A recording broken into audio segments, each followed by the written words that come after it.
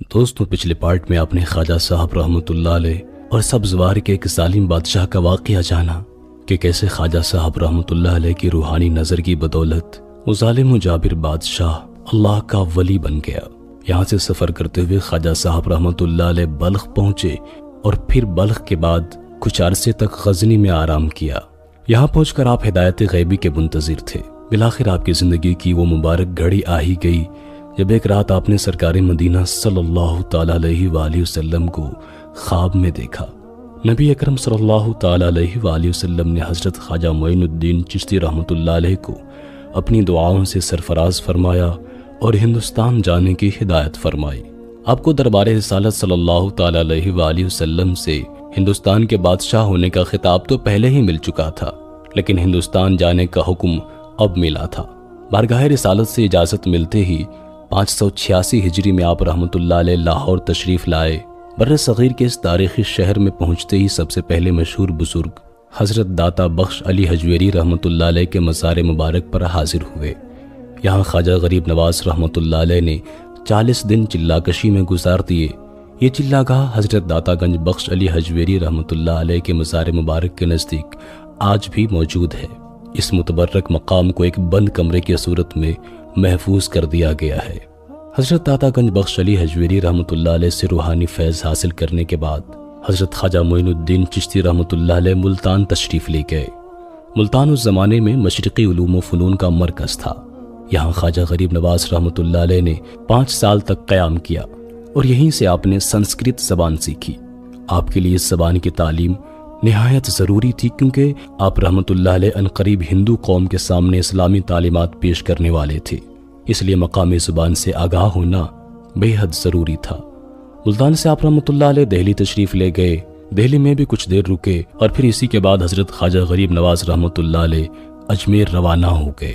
اجمیر شہر کی مختصر تاریخ یہ ہے کہ یہ شہر آگرہ کے مغرب میں تارا گڑھ کی پہاڑیوں کے دامن میں واقع ہے۔ پہاڑی کی چوٹی پر مغل شہنشاہ جلال الدین اکبر کا بنایا ہوا قلعہ آج بھی موجود ہے۔ اجمیر ہندوستان کا ایک بہت ہی پرانا اور تاریخی شہر ہے۔ اجمیر اس زمانے میں بر صغیر کے سب سے طاقتور ہندو حکومت کا دارالسلطنت تھا۔ اس علاقے میں ہندوستان کی سب سے زیادہ بہادر جنگجو اور غیرت مند قوم راجپوت آباد تھی۔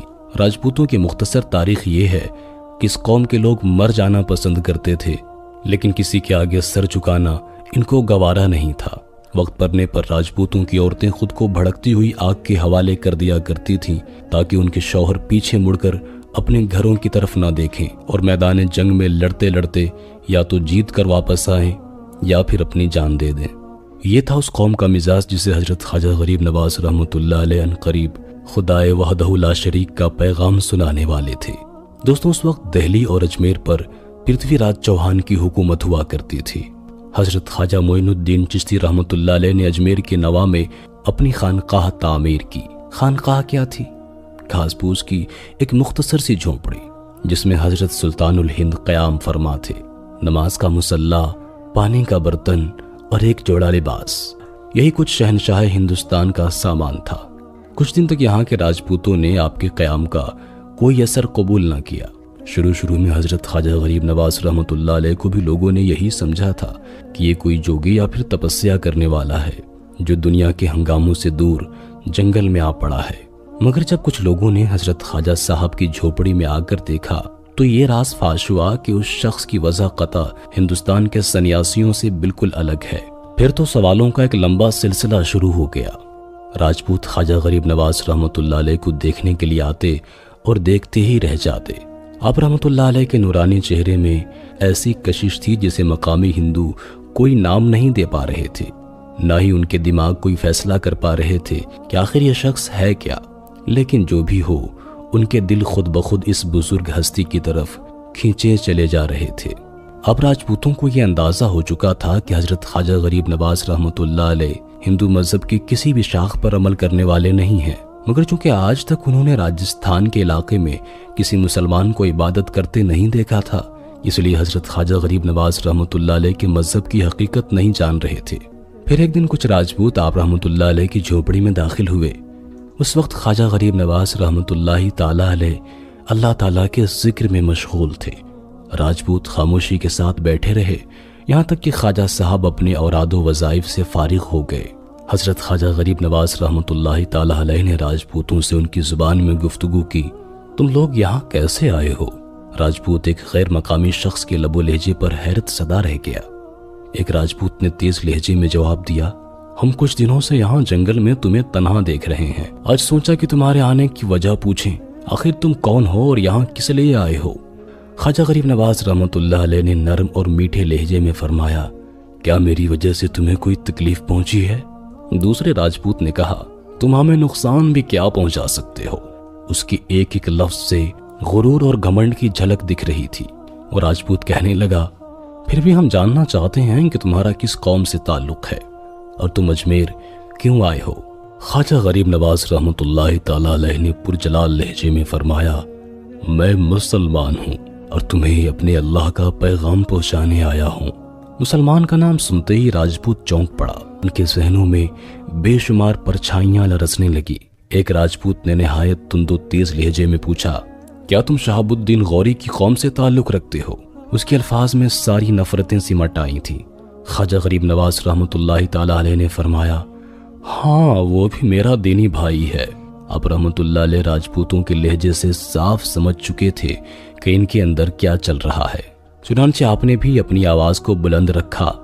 دوسرے راجپوت نے جواباً کہا، وہ بھی تمہارے اللہ کا پیغام لے کر یہاں آیا تھا، ہم نے غوری کو اس طرح سے ہرا کر یہاں سے بھگا دیا ہے کہ اس کا پیغام بھی دفن ہو گیا ہے۔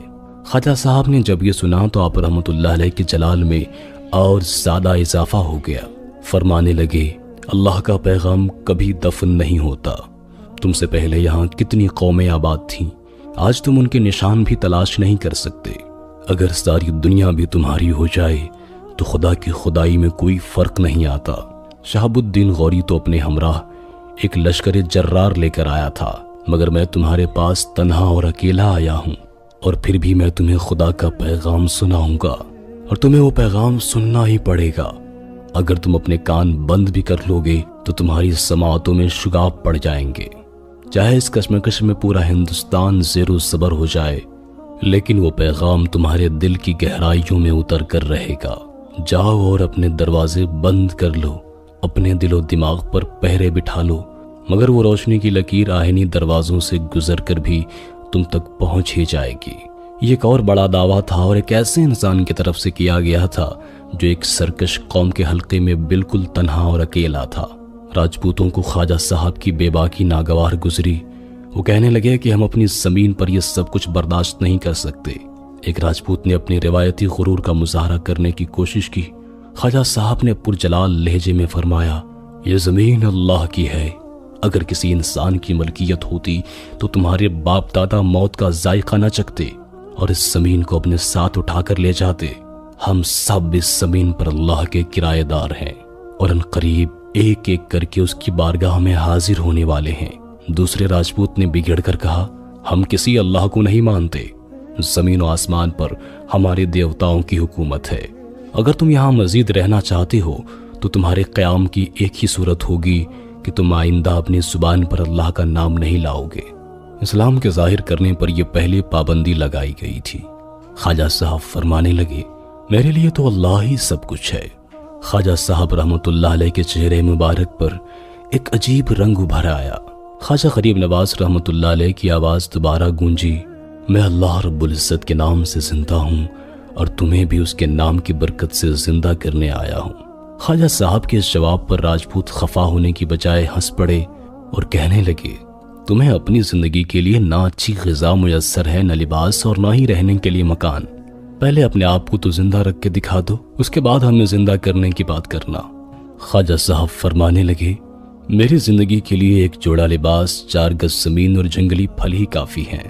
تم اپنی فکر کرو، اتنی شان و شوکت کے باوجود بھی آنے والا وقت تمہاری سانسیں چھین لے گا، پھر تم اس دنیا میں داخل ہو جاؤ گے جہاں آگ کے سوا کچھ بھی نہیں ہوگا۔ ایک راجپوت کہنے لگا، ارے آخر تم کس اللہ کی بات کرتے ہو؟ تمہارے اللہ کا وہ کون سا پیغام ہے جو تم ہمیں سنانا چاہتے ہو؟ حضرت خواجہ غریب نواز رحمۃ اللہ علیہ کے ہونٹوں پر ایک دل نواز مسکراہٹ آئی اور خواجہ صاحب نے سنسکرت زبان میں سورہ اخلاص یعنی قل هو اللہ احد کا ترجمہ کرتے ہوئے فرمایا، اللہ ایک ہے اس کا کوئی شریک نہیں، وہ ہر چیز سے بے نیاز ہے، نہ اس کی کوئی اولاد ہے اور نہ ہی کوئی اس کا باپ۔ پھر خواجہ صاحب فرمانے لگے، اللہ کو سب سے زیادہ یہ بات ناپسند ہے کہ انسان اسے چھوڑ کر کسی دوسرے کی پوجا کرنے لگے۔ آخر وہ تمہارے خدا کیسے ہو سکتے ہیں جن مورتیوں کو تم نے اپنے ہاتھوں سے بنایا ہے؟ یہ پتھر کی مورتیاں جو اپنی جگہ سے ہل بھی نہیں سکتی، تم کس امید پر ان کے آگے اپنا دامن پھیلاتے ہو؟ یہ تو خود تمہاری محتاج ہیں کہ تم انہیں ایک مقام سے اٹھا کر دوسری جگہ پر رکھتے ہو۔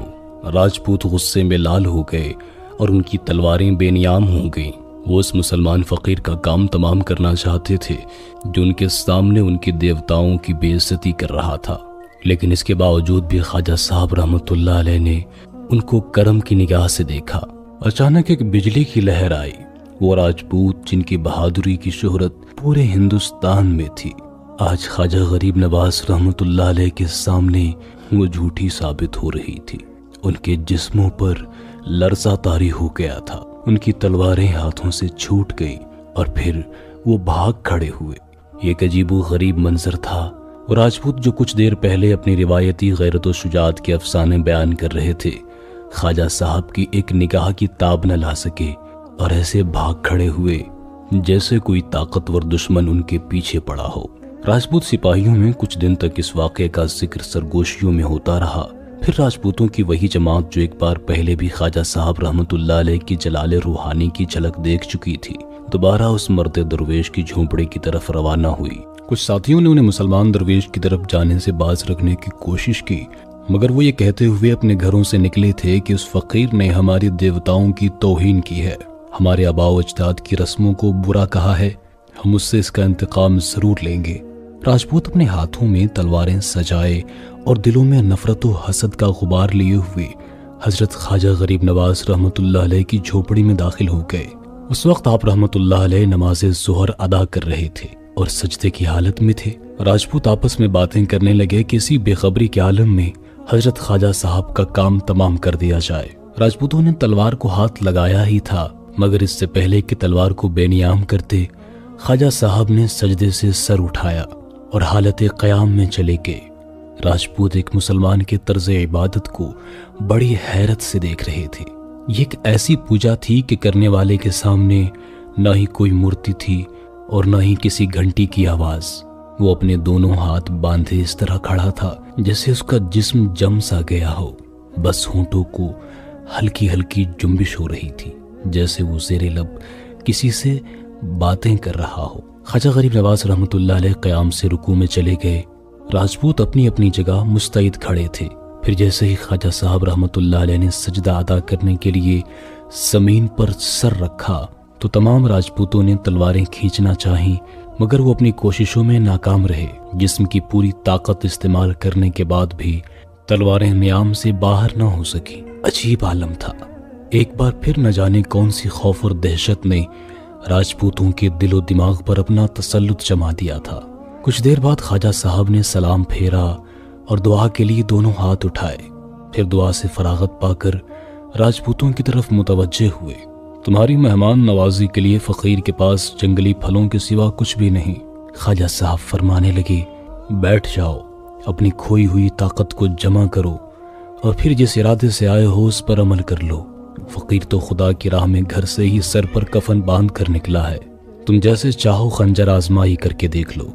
اللہ کے درویشوں کے قتل کے لیے کسی اہتمام کی ضرورت نہیں ہوتی۔ خواجہ غریب نواز رحمۃ اللہ علیہ کے کشف نے راجپوتوں کے سفاک جذبوں کا راز اس طرح فاش کر دیا تھا کہ ان کے جسموں پر لرزہ طاری ہو گیا اور وہ ایک بار پھر سے بھاگ کھڑے ہوئے۔ فرار ہوتے وقت تمام بت پرست چیخ رہے تھے، یہ تو جادوگر ہے، سچ میں یہ بہت بڑا جادوگر ہے۔ راجپوتوں کے خیال میں جادو کی وجہ سے ہی ان کی ایسی حالت ہو سکتی تھی۔ اس کے بعد راجپوتوں کی وہی جماعت خواجہ معین الدین چشتی رحمۃ اللہ علیہ کی خدمت میں تیسری مرتبہ بھی حاضر ہوئی۔ محسوس ہوتا تھا جیسے بت پرستوں کے پیروں میں ایک زنجیر ہے اور وہ دور تک بھاگنے کے باوجود بھی ایک فقیر کے پاس واپس آنے کے لیے مجبور ہیں۔ بالآخر سالوں سے بت کی پوجا کرنے والے راجپوت خواجہ صاحب کے دست حق پرست پر مسلمان ہو گئے اور ایک ایسے مذہب میں داخل ہو گئے جہاں نہ کوئی بندہ تھا اور نہ ہی کوئی بادشاہ، جس مذہب میں چھوت اچھوت دونوں برابر تھے۔ کالا گورا امیر غریب ہر شخص برابر تھا۔ دوستوں آج کی ویڈیو میں اتنا ہی، اگلا پارٹ انشاءاللہ کل اپلوڈ ہوگا۔ اس ویڈیو کو لائک کرتے ہوئے دوستوں کے ساتھ شیئر ضرور کر دیجیے گا۔ اپنا اور اپنے پیاروں کا بہت سا خیال رکھیے گا۔ اللہ حافظ۔